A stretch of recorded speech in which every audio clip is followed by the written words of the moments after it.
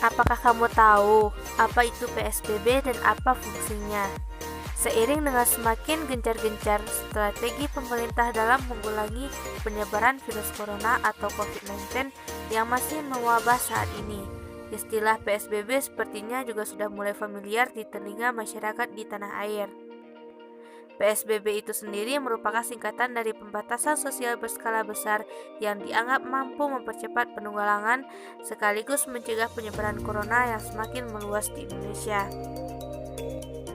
Presiden Joko Widodo telah menekan peraturan pemerintah nomor 21 tahun 2020 tentang PSBB dalam rangka percepatan penanganan COVID-19 pada 31 Maret 2020 lalu.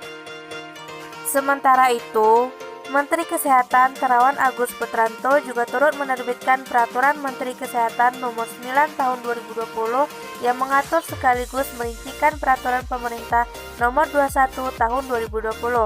Peraturan Menteri Kesehatan tersebut telah ditetapkan oleh Menkes pada Jumat 3 April 2020.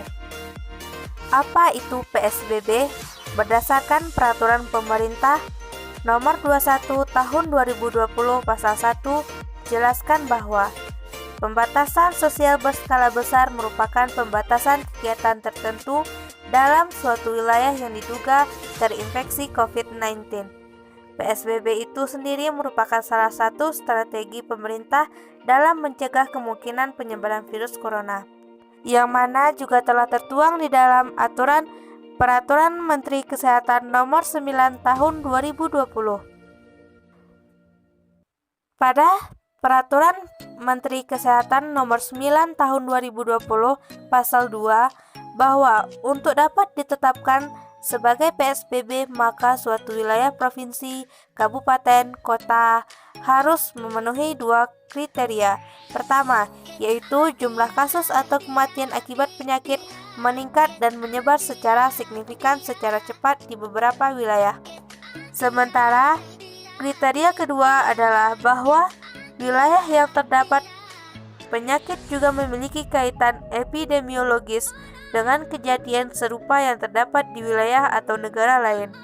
Dari kedua kriteria itulah, pada nantinya Menkes dapat menentukan apakah wilayah atau daerah tersebut layak untuk diterapkan PSBB atau tidak. Apa saja yang dibatasi dalam PSBB?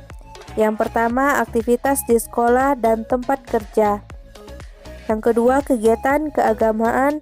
Yang ketiga, kegiatan di tempat atau fasilitas umum. Yang keempat, kegiatan sosial dan budaya. Yang kelima, operasional transportasi umum.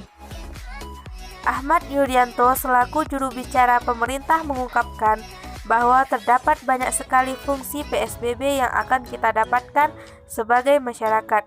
Di antaranya seperti mencegah terjadinya perkumpulan orang baik dalam jumlah kecil hingga jumlah besar dan menekan penyebaran virus corona itu sendiri di kalangan masyarakat. Dalam adanya PSBB, diharapkan hal ini mampu melindungi orang-orang yang dari penularan COVID-19 hingga kasus terakhir. Namun, tentu saja tidak ada kebijakan yang berhasil tanpa adanya kerjasama dari masyarakat itu sendiri. Maka dari itu diharapkan bahwa dengan diberlakukan PSBB, masyarakat juga turut berkontribusi dan menaati pemerintah agar penyebaran COVID-19 bisa berhenti